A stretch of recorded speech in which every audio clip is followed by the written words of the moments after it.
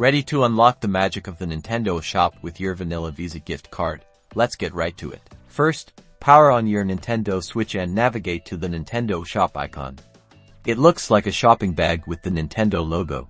Once inside the shop, look towards the upper right corner of the screen.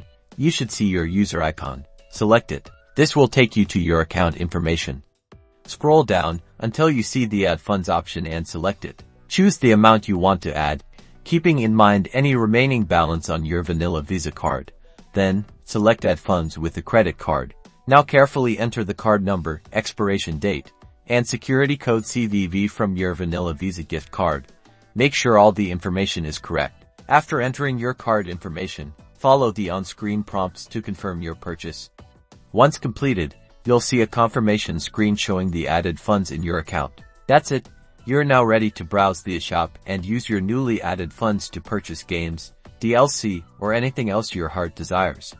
Happy gaming!